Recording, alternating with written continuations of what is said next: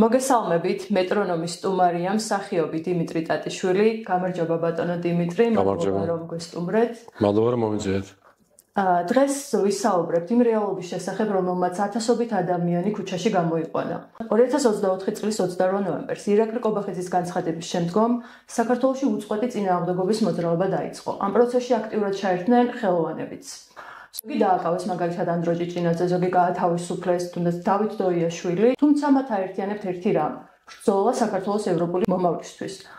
ერთ-ერთი ხართ თქვენს, თუმცა თქვენი პროტესტი არ დაწყებულა 28 ნოემბრის შემდგომ, თქვენს პოზიციას აფიქსირებდით 28 ნოემბრამდეც. ასეც გიცნობთ არა მარტო როგორც აქტიურ მსახიობს, არამედ როგორც აქტიური მოქალაქესაც გიცნობთ საზოგადოება. ამ ყველაფრის ფონზე, პოლიტიკური მოვლენების ფონზე, როგორია თქვენი განცდა და რომ შეაფასოთ არა მარტო როგორც ხელოვანმა, არამედ როგორც მოქალაქემ? გამარჯობა. ხელოვანმა რა უნდა შევაფასო ახლა? იცით როგორ რაღაცა, მე ვიცი მარტივი ჭეშმარიტება, როდესაც ასეთი ექსტრემალური სიტუაცია ქვეყანაში.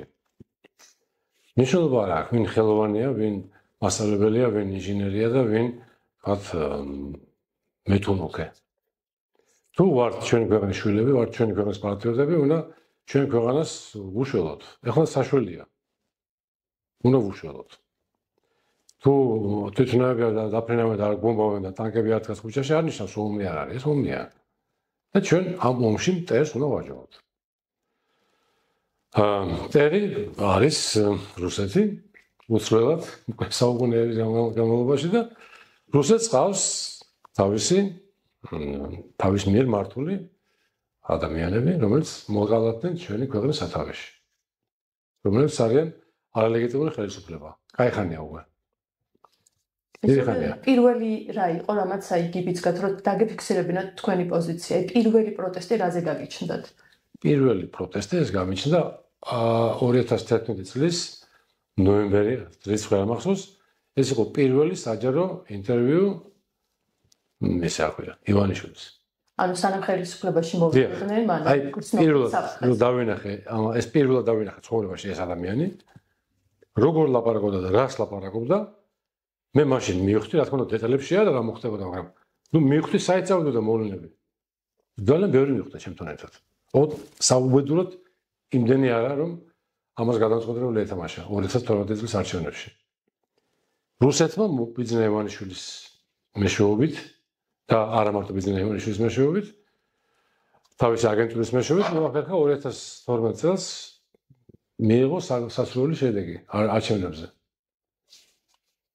ეს იყო, როგორ თქვა, დიდი, ჩემი აზრი არ არის, დიდი სპეცოპერაცია, სხვადასხვა ფლანგიდან შემოგვიწია რუსეთმა და გვაჯობა. სამწუხაროდ, ბევრი ადამიანი აღმოჩნდა, ვინც ვერ მიხვდა, რაში იყო საქმე, ვინ იყო ივანიშვილი. შესაძლოა მაშინ ჩემი პროტესტი მოდის იქიდან. მთავარი აქცენტი იყო, რომ კონკრეტულად ნაციონალური მოძრაობა დაემარცხებინათ და ეს როდესაც გაერთიანება ძლიერი დაინახეს, შესაძლოა ბევრს ეს საფრთხე გამორჩა. ნაციონალური მოძრაობის დამარცხება, როგორ გითხრა, არის მთავარი საქართველოს გადასარჩენად.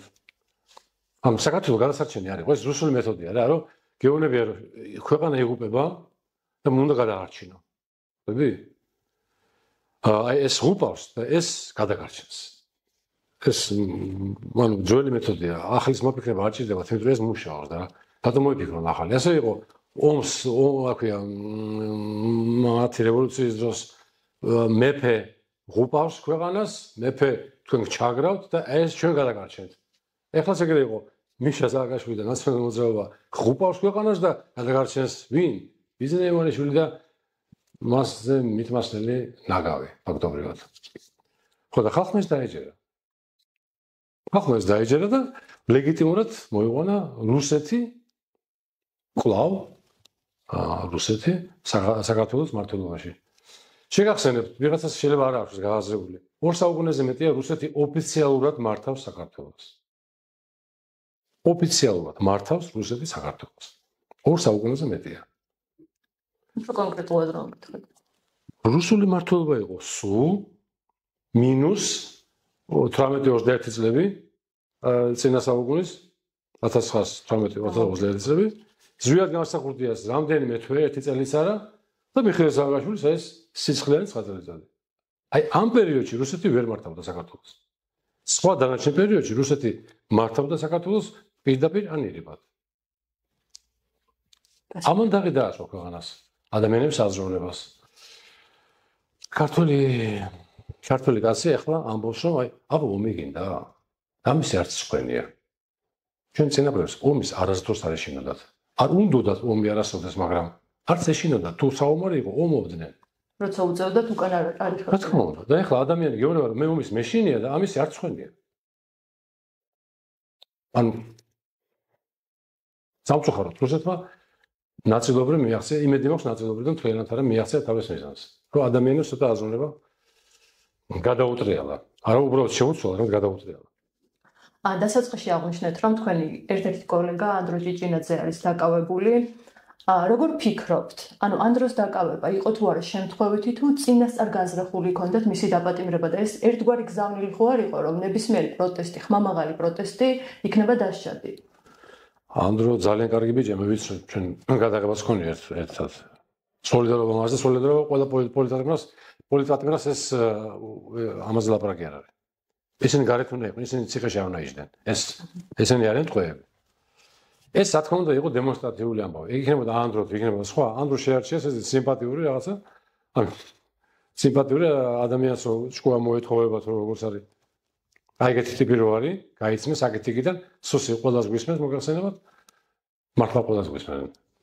ხო და რა თქმა უნდა ეს არის ერთი კომედი შოუს მსახიობის დემონსტრაციულად, რომ აი ის სეგმენტიც, ანუ ყველა სეგმენტიდან უნდათ რომ ყველაზე აქტიური ადამიანები, ყველაზე ესეთ სანდომიანი შესახედაობის და ესეთ რაღაც წარმოსადეგი ადამიანები დაიჭირონ, რომ სხვებმა იფიქრონ, რომ ვაიმე ეს უდაიჭერს, მე ხო დამიჭერენ. ეს ხო დაიჭერს, მე ხო და ანუ შეშინებაა. შეშინება უნდათ ადამიანს, რა, შემთხვევით როგორ დაიჭერენ. არაფერი არ გაუკეთებია. არც ანდროს, არც იმ ადამიანს, ვინც ანდროს გვერდზე იდგა და იმის გვერდზე იდგა და ანდრო დაიჭერეს. ანუ წინასწარ ვერ თუნდკიცენა, ხო? ვინ არის რომელს დაუნდკიცეს? პოლიციელები და აი მის შრომაწმებებად დადიან. და იძახიან აი ტყუილებს ეძახიან და იტყუებიან ესე, თვალებში ვიყურებენ და ალალად გატყუებენ. აი უბედური ხალხია. მაგრამ არ მეწოდებიან. იმიტომ რომ ეგენი არიან მაგათ არაფერი ეშველებათ. არასოდეს. ადამიანი მაგაზე რომ მიდიხარ არაფერი ეშველებათ. თეატრი ზოგჯერ იქცევა ხოლმე ალტერნატიულ მედიად.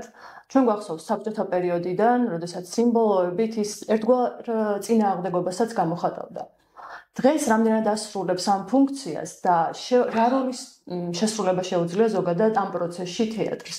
აი თუნდაც მაგალითად მანიფესტაციები, როდესაც სხვადასხვა ქალაქებში ეწყობოდა, ეს არის თუ არა ერთ-ერთი მეთოდი, რომ ჩვენ საქართველოს თითოეულ მოქალაქეს მივაწოდოთ საჭირო ინფორმაცია პროცესებთან დაკავშირებით.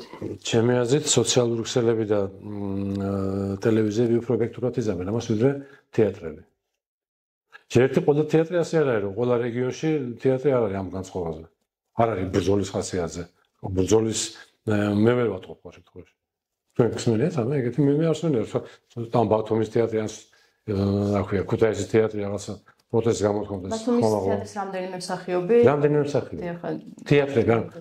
მოკლედ, თქვენი შეკითხვა იყო თეატრი თუ შეძლებს ამასო. ჩემი აზრით კი, შეუძლია თეატრს, თუ კი თეატრი გადაწყვეტს, რომ ხმამაღლა პროტესტი დააფიქსიროს, მაშინ კი, მაგრამ თუ ეხლა რამდენიმე ადამიანია, თუნდაც რამდენიმე ათეული ადამიანი თეატრში და დანარჩენი არა პროტესტის ხასიათზეა და ისინი არ არიან, ისინი არაფერს თვლიან საპროტესტო არაფერი არის, ეს ბევრი არაფერი არ მოხდება. სოციმედია და ტელევიზიები უფრო ეფექტური იქნებიან ამ საქმეში, როგორც უნდა ელაპარაკონ გულწრფელად და უნდა ელაპარაკონ სიმართლე. ძალიან სოციმედიებსაც და მედიებსაც ზოგადად ბევრი შეზღუდვა გვაქვს. და შემდგომ მივდივართ ცენზურამდე. ცენზურა როგორც მსახიობისთვის ძალიან მნიშვნელოვანია, იმიტომ რომ თავისუფალ გარემოში მუშაობა არა მარტო თქვენთვის, ჩვენთვისაც მედიისთვის ძალიან ერთ-ერთი უმნიშვნელოვანესი ფაქტორია, რომ შეგვეძლოს საკუთარი პოზიციის თამამად დაფიქსირება გქონდეს თავისუფალი სამუშაო სივრცე. დღევანდელი რეალობის გათვალისწინებით, რამდენად ხედავთ ცენზურის საფრთხეს და როგორ მოქმედებს ხელოვანზე ცენზურა? ყველაფერს აკეთებენ, რომ დაცენზურებული იყოს. ყველაფერი. რა თქმა უნდა, ამას არავინ არ ამბობს ხმამაღლა, რომ ეს ცენზურაა და ამას მე აგიგრძალო რაღაცას, მაგრამ აგერ უგზალავენ ეთერში ილაპარაკო არალეგიტიმური აქვია მთავრობა ეს აქ რაღაცა კონკრეტული სიტყვების ხო ეგ ადასტურებს რომ ეგენი არიან ეგენი რასაც გძალავენ გამოყენება არ შეიძლება მაგალითად იმიტომ რომ ეგ სიმართლეა მათ სიმართლე არ აწვავთ მათი მთავარი მტერი არის სიმართლე იმიტომ რომ ყველაფერი ტყუილია რითიც არიან ხელისუფლებაში ტყუიან ყველაფერს ტყუიან ტყუილზე აგებული და სიმართლე არის მაგათთვის დამაზიანებელი ხო რაც უფრო მეტ ადამიანს ეცოდინება სიმართლე მით უფრო მეტად დაზიანდებიან ისინი ხო ამიტომ სიმართლე არ უნდა იჟღეროს არ უნდა გაჟღერდეს არსად ხო ხტები ეგ არის მაგათთვის თავარი ან ეგ ნიშანია იმისა რომ რადგან ეს სიტყვები აკრძალეს ესე იგი ეს სიტყვები ზუსტად მათ ახასიათებს მათ ეკუთვნით ეს სიტყვები ცენზურა უნდათ იყოს ყველაფერი დაცენზურებული როგორც რუსეთშია როგორც იმაშია რა ქვია ბელორუსში და კიდე სხვა ქვეყნებში ხო სადაც რუსული გავლენა არის ყველა ქვეყანა შეეგრეა ჩვენთანაც ამას ცდილობენ ან გამოუვათ ან არ გამოუვათ ძალიან შორს არიან შესული ამ საქმეში ბოლომდე წავლენ მათ დასაკარგი არ საფრთხე რომ უფრო გაიზარდოს მასშტაბი გაიზრდება რა თქმა უნდა სადამდეც გავაზრდებინებ მანამდე გაზრდიან რა შეუშლის ხელს ხალხი მხოლოდ ხალხის ძალა ცხოვრებები ნამდვილი ხალხის ძალა ეს იდიოტები კი არის ხალხის ძალა უკვე ცენზურა გასაგებია მაგრამ აი თვით ცენზურის საფრთხე რამდენად არსებობს როდესაც ვხედავთ რომ კონკრეტული აქტივობა შეიძლება დაისაჯოს რომ ეს ადამიანებს ხوار მოუწოდებს რომ თავად დაუწესონ საკუთარ თავს ცენზურა რომ შემდგომ დასჯან კონკრეტული შედეგი აიცილონ თავიდან რა თქმა უნდა ეგ მიზანი ეგეც არის რომ ნაწილი დააშინონ პირდაპირ ეს ნაწილი ასე ირიქოთ რომ იმან თვით ცენზურა ჩაუტაროს თავის თავს ეს ეცდებიან ყველაფერს რომ დააშინონ ვინც ძალიან თამამია და ვინც ძალიან ხომალდა ლაპარაკობს ის გააჩუმონ უფრო უკიდურეს ზომებზე წავლენ თუ დაჭირდებათ მაინც ძალიან მოკლავენ ვისაც მოუნდებათ როგორც იმ ქვეყნებში მოუკლავთ რუსეთში ვინც ყველაზე მკაფიოდ აფიქსირებს სინამდვილეს სიმართლეს იმას კლავენ და მე არ გამოვიწყავ აქაც მოხდეს ეგ ნუ გონიათ რომ ეს აქამდე არ მივა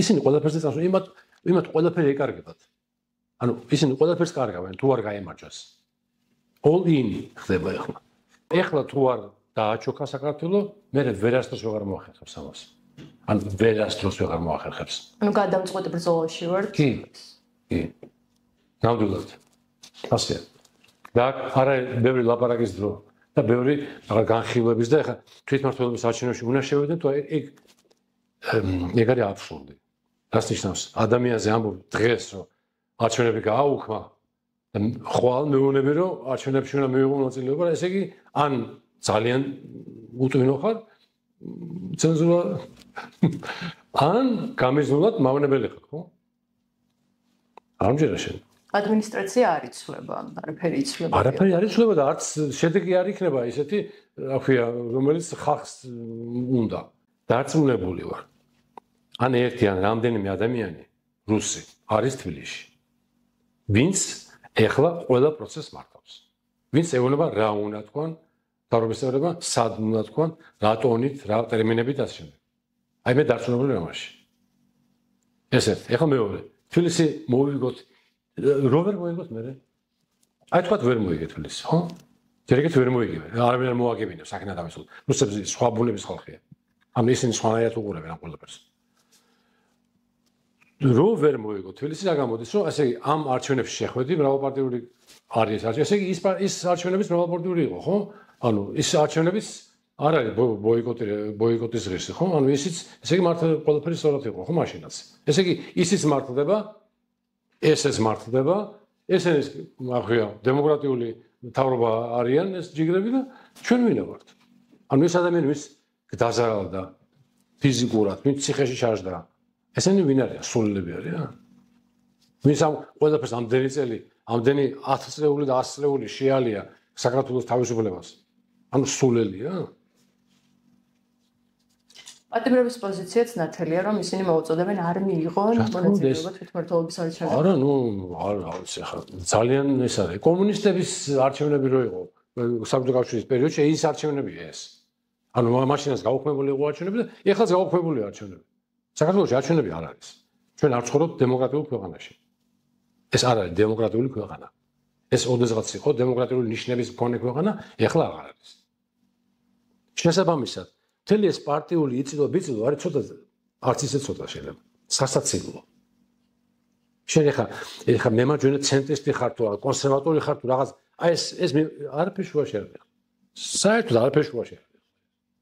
არის მარტივი საუბედურო ძალიან მარტივი და სახიფათო საუბედურო სახიფათო არჩევანი. ან ჩვენ გავემარჯვებთ და წავალთ ევროპისკენ, ან ჩვენ დავმარცხლებით და დავრჩებით რუსეთის ავსე გუბერნიათან რაღაცა ეგეთი. პროვინცია. ჩვენ გვახსოვს აქტიური პროტესტი, მაგრამ დღეს შეიძლება ითქვას, რომ მუხტი ოდნავ შენელებულია. აი რა გააქტიურებს თქვენი აზრით ამ პოლიტიკურ პროცესებს? არის. ერთადერთი მე ვიცი, რომ ძალიან დიდი ხანია წოდავენ ყველანი მედიების და პოლიტიკოსების წოდავენ იმას, რომ არ არიან გულწრფელები. აი რაღაცა კონიუნქტურაა ჩამოყალიბებული სამთავრობო, ჩამოყალიბებული კიდევ ოპოზიციური კონიუნქტურა და იმის მიხედვით ლაპარაკობენ ისინი, იმის მიხედვით ლაპარაკობენ ესენი. არ არის სწორი. გულწრფელი უნდა იყო, გულახდილი უნდა იყო. გულახდილი უნდა იყო. ადამიანმა უნდა დაინახოს, რომ გულახდილი ხარ. გულწრფელად უნდა ილაპარაკო ყველაფერი, სიმართლე უნდა ილაპარაკო. რაც უნდა მწარე იყოს. სიმართლე უნდა ილაპარაკო. როცა მატყუებ, ხედავ რომ მატყუებ, აღარ გენდობ, ვეღარ გენდობ. აღარ გენდობ. ადამიანებს მე მართლა ის ხوار არის ახლა. მის პოლიტიკაში ერგოვა, არ ერგოვა. ადამიანი ამჩნევს, როცა ვიღაცა ტყუის ამჩნევს ამას, ხედავს. და მე იმის ნდობა არ აქვს. ყველა მიცის რომ ახლა ქოცების მთელი ეს ისა რა ქვია, ნუ უმეტესობა მიცის რომ 80% მაინც რომ სისულელია.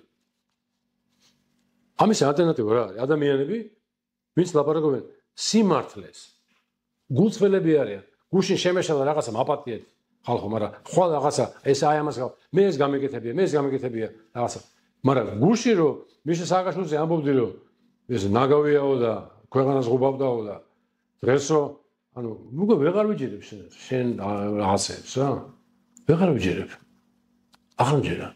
მე ვუნები რომ გინდა საქართველოს აი უყურეთ უნდა მივეჩვევთ რა. ადამიანები ლაპარაკობენ ბევრს. ეხლა მე ბევრს ლაპარაკობ, რაც არ მეღორს. ადამიანები ბევრს ლაპარაკობენ, მაგრამ ქმედებენ არც ისე ბევრს. ამიტომ ადამიანებზე ჩვენ უნდა ვიმსჯელოთ იმითი, ვინ რას აკეთებს, ვისა გაუკეთებია. აი თქვათ, მე დიდად გულზე არ მეხადებოდა, საერთოდ პოლიტიკოსები არ მეხადება გულზე დიდად, მაგრამ გრიგოლ ვაშაძე 2018 წელს იყო საპრეზიდენტო არჩევნები, ხო? აი ევროპულ საქართველოს რო არ დაეკნებინა დავით ბახრაძე კანდიდატად.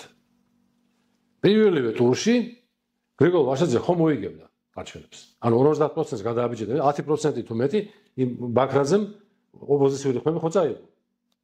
აი ამ ადამიანებს ეს ხო აქვს გაკეთებული. მე ძნელად ვიჯერებ იმათ რაღაცებს რა. ხოხტები, ძალიან დატვირთული ტერმინებით რაღაც ძალიან ესე ჭკვიანური ფრაზებით ლაპარაკობენ და დასაბუთებენ, აღარ ვჯერა. შენ გაკეთებული გაქვს ცუდი რამე.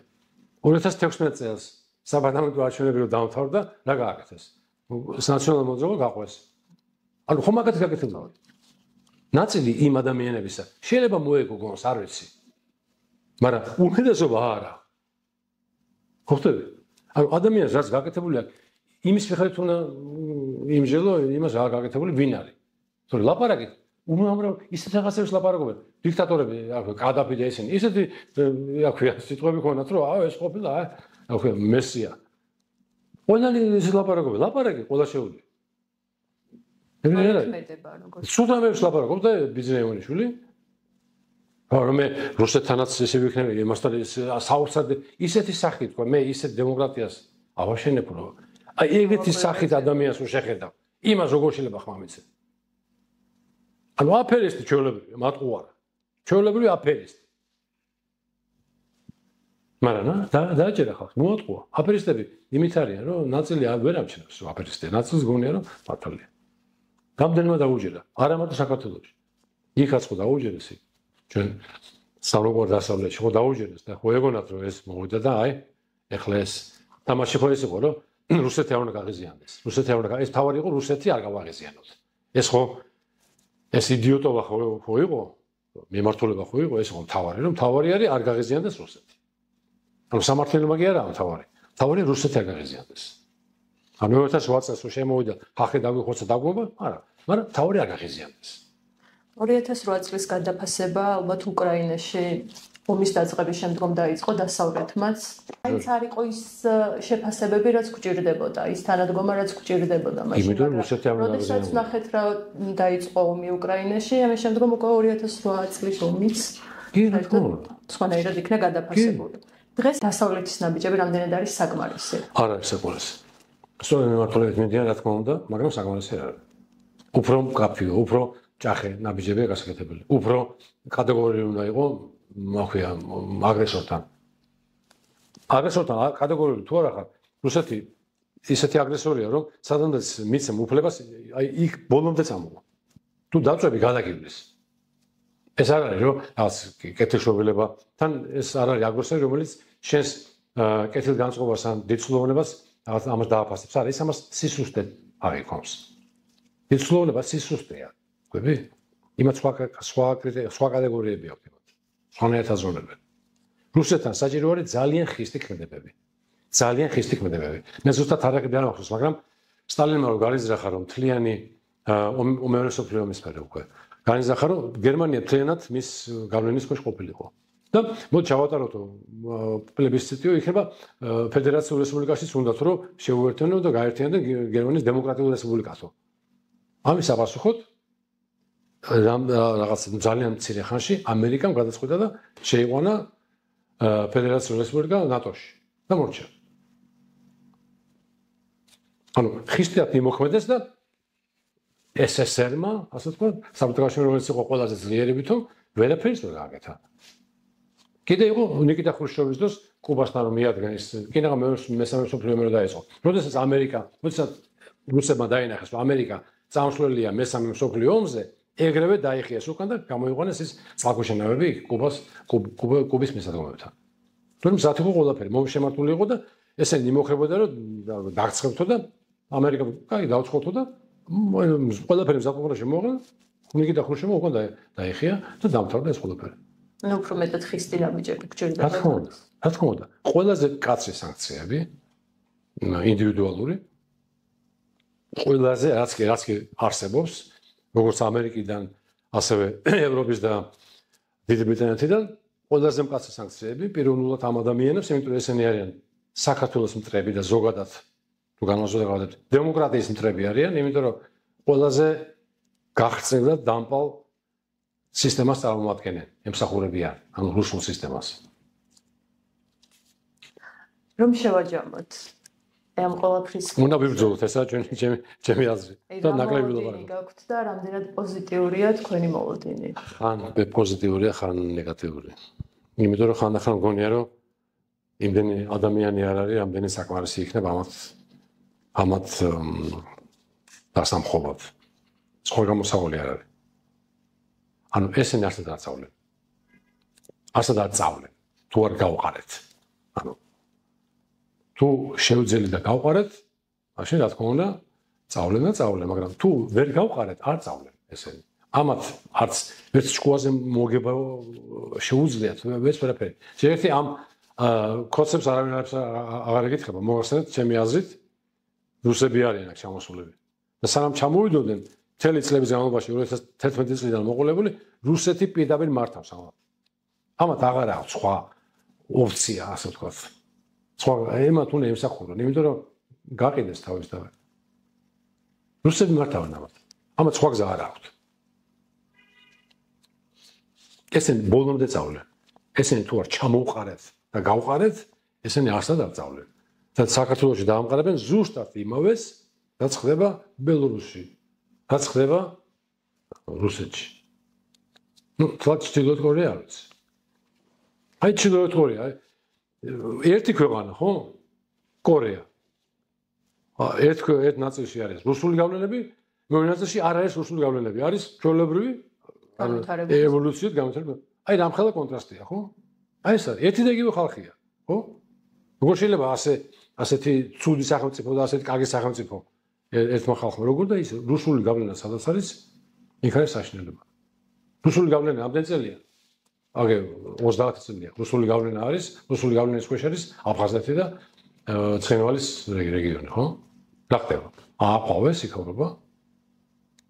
სომის დროინდელი შენობებიც კი არ არის. აი ეს თვითონ რუსები და აფხაზები რო ბომბავდნენ იმ, რა ქვია, უზენაეს საბჭოს შენობას. აი ესე ვისია, გაურემეტებულია. სახლებიც გადამწვარი. ხო რატო? რატო? ეგ არის რუსეთის ქვეშ ყოფნა. რუსეთი სადაც მიდის, იქ არის სიკვდილი, იქ არის აი რა ქვია, მათხოვრობა რა მოკლედ რა, შეუმდგარი სახელმწიფოები. რაღაც დაჩაფოხული, ჩანგრეული. უპერსპექტიობა, საშინელება მოკლედ რა. ცუდია რა. საუკუნეებმა გამოცადა, რომ ამ რუსეთთან არც კარგი ლაპარაკი არ ღირს, არც არაფერი არ მოთმენ, სისულელია. რუსეთს უნდა შეუტიო. უნდა იყო ძალიან ხისტი რუსეთთან. არ უნდა დაინდო, თორე ის არ დაგინდობს. ვა, ასეა. მშვიდობიანად თანაარსებობა თანასწორ უფლებებზე არ არსებობს. ეგ გამორიცხულია. ეგ არ ხდება. საუბედუროთ ასეთი მეზობელი ყავს ჩვენ. ძალიან დიდი მადლობა ბატონო. მოდი შეძახ გავცხარდი. გულწრფელი და საინტერესო. ყოველთვის გულწრფელი უნდა ვიყოთ სულ ყველანი. აღარ არის მინიმუმ მიკი მოგებიც რა.